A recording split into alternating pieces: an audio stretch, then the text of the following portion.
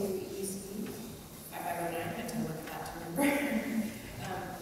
So this session is enhancing workplace mobility and BYOD with the VMware Global Secure Workplace. The title outside of the original title. This is the enhanced title. I'd like to introduce one of my members here, Stephen Porter from Trend Micro, who will be interchanging it with me throughout the session. And a little bit about myself. My name is Marilyn, Basanta, and I work for the end user computing group in the solutions team as a solutions architect. And we'll go ahead and start.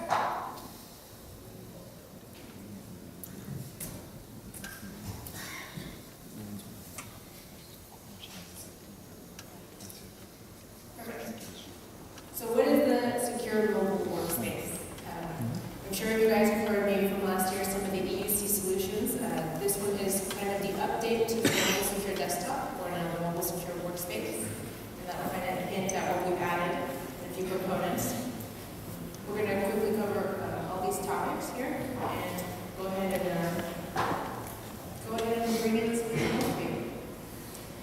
So as you know, these solutions kind of came about because we wanted to have a very prescriptive and defined way for is the internal or your external trusted network.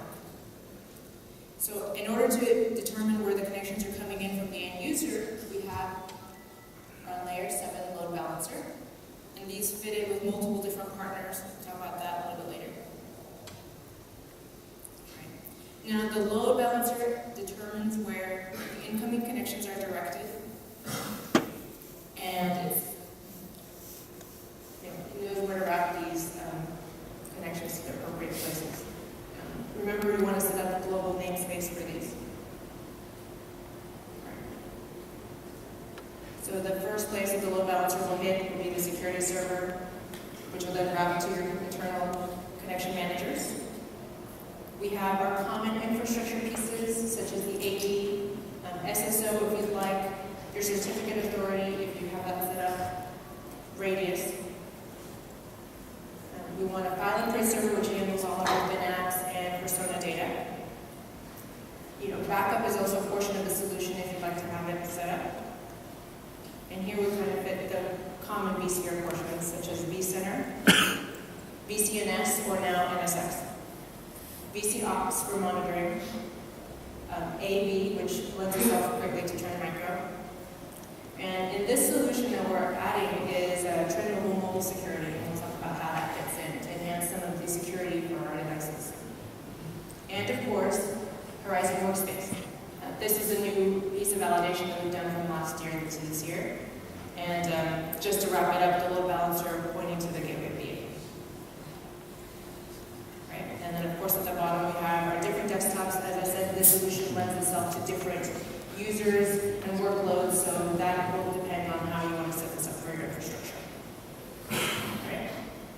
And of course, the solution has 3 key components. The first one being mobility, the second one being security, and the third one being user experience. So we want to make sure everything's tuned so the user has the best possible experience with View and Workspace. All right. So I want to go ahead and cover some top-level things that you want to consider as you design and do this architecture. First is your TCP and IP schema, VLANs, routing, and name resolution. It's imperative that you guys define and understand an appropriate IP and routing schema for the solution prior to breaking any ground in implementation. This is especially important to consider when you're designing your internal and external networks and you're setting up your components with your load balancer. You want to make sure you have everything planned and everything set up. The next component are all the different AD requirements, especially for Workspace. It has a few requirements, and of course how you're going to set up your view. And if this site, you have multiple sites, you want to make sure you set up your different forests or sub-child domains. The next thing to consider are make sure you have your dedicated DMZ so you can route your users appropriately. And these can also apply to your mobile devices and that. And remember to plan for your redundant configurations. Make sure you're going to set up your affinity rules and with the vSphere items that you have. You have enough nodes, enough cluster, and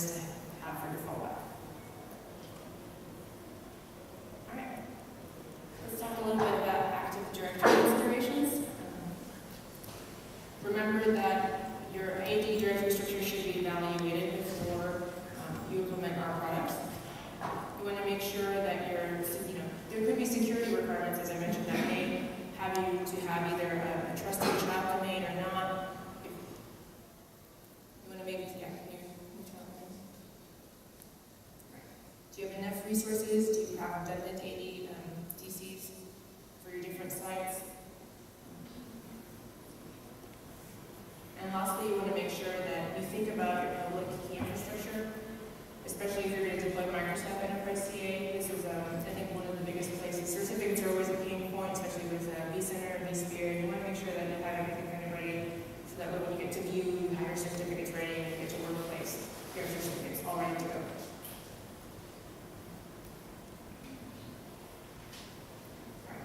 Let's talk a little bit about Radius integration with the product. As you know, you have a lot of great choice and flexibility with the different Radius partners. There's also the RSA Secure ID. Some of these partners could be Active Identity, Symantec, FMV. So you have a lot of choices. In our design, we have given some instructions on how to connect with View and some tips and tricks in our design guide. And of course, it's meant to be modular and you can fit in with any of your choices that you need. In our particular solution, we set up Microsoft Radius, so there are more detailed instructions on how to set that up with View. And it's fully documented. Just little screenshots of the configuration for you. By having persona management in our design, we use stateless desktops, and you have to make sure you resize our SIF shares accordingly to the number of users. And also replication of the SIF shares in case your environment goes down. We can make sure we can restore all of our users very quickly and seamlessly.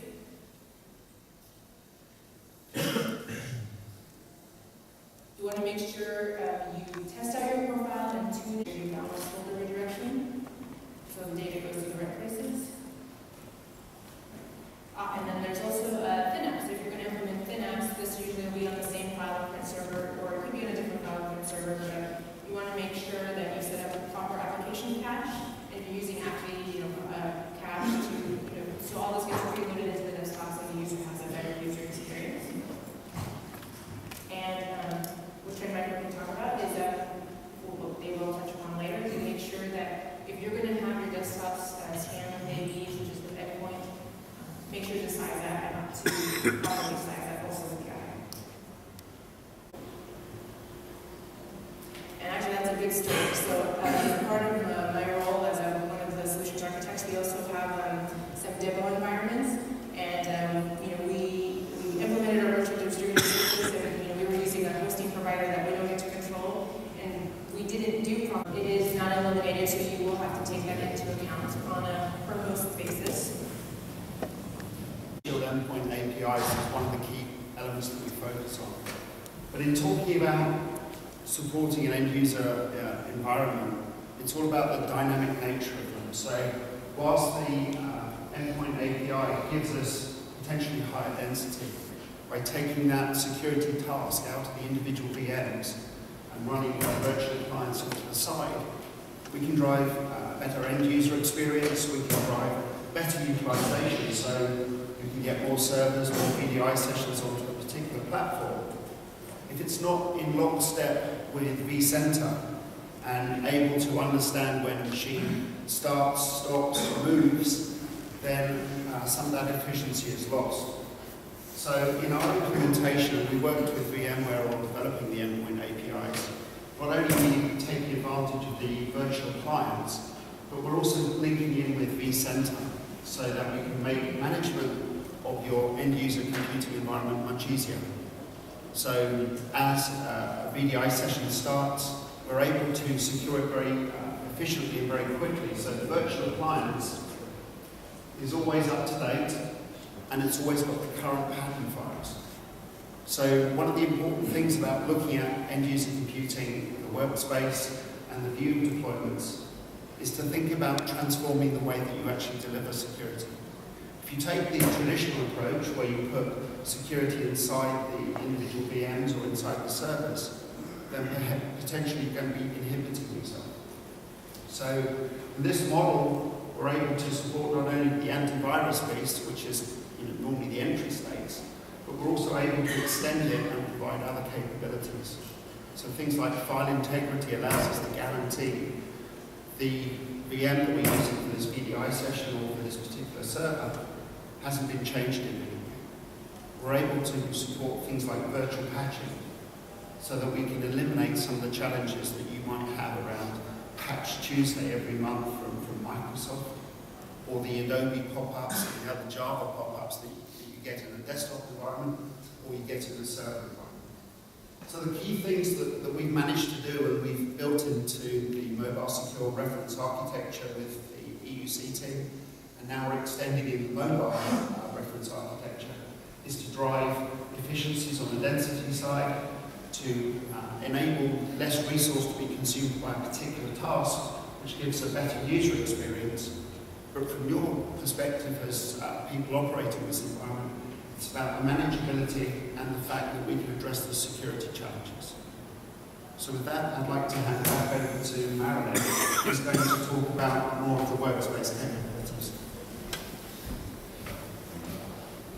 So just as a quick poll, how many have actually deployed Horizon Workspace and used it extensively? Not too many.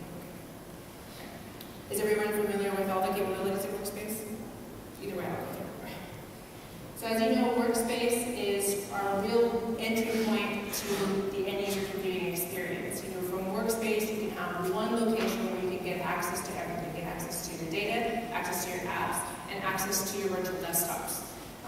So the Workspace app is comprised of multiple different components. So when you're deploying it in your environment, there are very different considerations from your typical view considerations that you have to think about. So this is what is exciting to me because it's brand new, and it was interesting to figure out all the pain points and things that we should consider, so that way you don't have to follow the same headaches I get internally. So it's composed of 5 different VMs, the configurator VA, connector VA, gateway VA, service VA, and data VA. So some of it lends itself to be self-explanatory, the data VA being handling all the Horizon data. Let's go ahead and break that up. The configurator VA is really just used, it's a central wizard UI. So when you deploy Workspace, you do some configurations on the VM, and then it'll bring you to this UI wizard where you'll set up more specific user information, quota, policies, and those type of things. So that's what the configurator VA does. The connector VA is really the glue for everything, for, as you can see, for AD, for your RSA, for syncing everything across the entire product. The gateway VA is what we'll talk about later about load balancing. This is what, it doesn't get exposed out, but it's what you actually route all the requests going to the appropriate services. All right. The service VA is really what handles the policies and the administrative portions of Workspace entitlements, so it's kind of like the connection manager for Workspace. And as I mentioned, the data VA actually is where you store the files. You can manage your preview server if you would like to, and all the other policies for sharing. So here, one good example is you go to the data VA. If something happens where a user didn't get deleted correctly, this is where you go and do these type of cleanup commands. So as I mentioned, there are multiple little tips that I'd like to really share about Workspace. You want to make sure everything for DNS is set up properly before you deploy, because it will definitely fail in not deploying. And a lot of the time you'll have to go back, completely remove it, and redeploy just to retrigger that portion. So it's something you definitely want to consider. Make sure everything can be resolvable across your entire. So for the gateway VA, separate from the load balancing setup which we'll talk about, you want to make sure you think about your split brain DNS settings. What we typically do is we set up, you have your external URL, in our case, VMware2013.com, and from there, internally we have it set to point back to the gateway VA. Another tip, especially with Horizon 1.5, is to have all of your signed certificates, as we recommend you use a proper certificate for production environments. You want to make sure that the entire chain is exported. And this is definitely something that I see come up often with customers. in the administrative guide, it gives you a sample on every particular section and order for the certificate, so make sure that matches. It's definitely cause some headaches. Separately, you have to make sure you have a Horizon admin account set up in your AD. This is what really takes advantage of where you set up all your policies and such. And you want to make sure if you're going to link, View with Workspace, if you're going to have users sharing different pools, you want to think about how you're going to structure your groups so everything gets synced properly. And it's something you guys may want to be on the lookout for, is we possibly going to help release something that will help further sync View and Workspace together in terms of a self-registration template portal, which is something that our groups are working on and that will be used with our demo environment that we have for our field. We have the appropriate thin package set up in a repository on your file and server for Workspace. One big thing that I always see come up is in Workspace, where you have access to your desktop portion. If you're logged into Workspace, people are typically logged into Workspace for a long time, and then all of a sudden they say, oh, I'd like to click to my desktop. If you don't have the global timeout set correctly in View, which defaults to 15 minutes, that user will click on the desktop, and then they'll say, oh, why did this SSO me into my desktop? And that is typical with the timeout. So you make sure you use the timeout to whatever length of time you think is appropriate for your security profile, and then the users will have a better user experience or know that they have to sign back in if they want to have SSO access to their desktop. And preview strategy. As you know, in Workspace, when you go to the web UI, you can do document preview. You can use LibreOffice, which is open source, or if you want to have a Microsoft Preview server, again, that's something you set up on the data VA. Another thing to think about when you are connecting with View, you want to make sure that in Horizon must have a reverse proxy set up in order for it to link it with Horizon Workspace. It is not supported to put your Horizon Gateway VA in your DNC. It's definitely not supported. The Gateway VA also, of course, can't be, again, not being split, can't be split. Since this is what actually routes all the information, you want to make sure it's very important that you route everything properly. You don't want to expose the Gateway VA since it's so critical to Workspace, you might have security holes. So that's the biggest recommendation here. And this slide kind of shows out if you're scaling Workspace for multiple users and you need multiple Gateway VAs, how you'd scale it. This just gives a little preview on how you'd scale it out, but overall, make sure you have your load balancing set up correctly to route properly. So I know this is not talked about a lot in Europe, but with Horizon Workspace 1.5, we introduced the Android, the Horizon Switch, the mobile virtualization platform.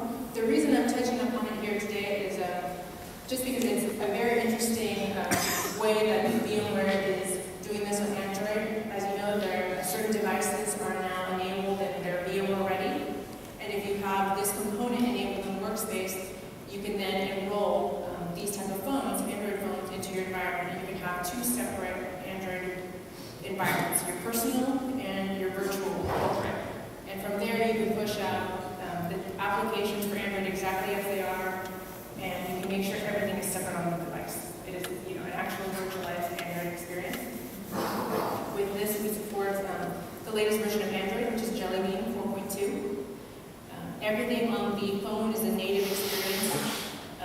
The OpenGL drivers are virtualized, so you still play Angry Birds on your virtualized corporate phone, but I'm sure your corporate policy might note that down.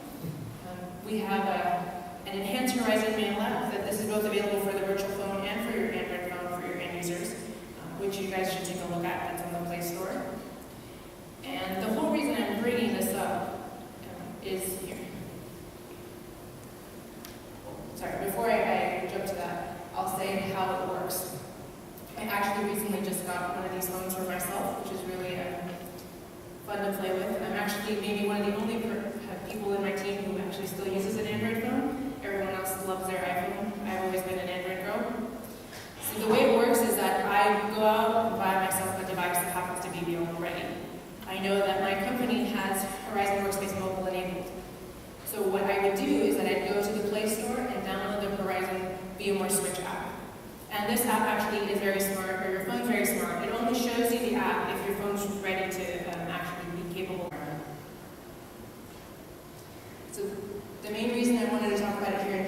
that now Sony and these upcoming versions of phones will be released with VMware ready technology without being carrier specific. So it could work with any carrier in Europe as long as the phone is capable of operating. And these users will be able to take advantage of Horizon Switch in your environments. Right, so now, why would we? So you've got a complete kind of group there of research, attacking an individual, traversing the network inside the environment, finding the information that we're looking for, and then extracting that information through the command and control center. And the mobile and the servers play an important part of that journey. So it's a bit of an eye chart, and if you look at me, I think you'll realise that I started over on the left-hand side. My first experience of computing was a teletype terminal with an acoustic coupler. I'm looking for somebody of a similar age. Anybody? Acoustic couplers, anybody? Yeah. We have different platforms that we have to address and have to consider. The key one is still Android. So I'm sure if we took a straw poll, the bulk of you would be Android or iOS. Any Windows mobile? Yay! That there would be 130,000 pieces of malware for Android. Unfortunately, we got it wrong. And this year it's got even worse. So these numbers and the gaps between the prediction and the reality is just growing. So in thinking about your use of workspace, your use of end-user computing, you've got to consider that the bad guys are one step. And we have to understand the differences between the different platforms. So whilst there's malware out there, emulate different applications. And we've seen Angry Birds with a whole variety of different spellings. So if you don't check the vendor or you don't check the spelling of the app, you could be downloading either a copied or mimicked version of the application or a compromised one.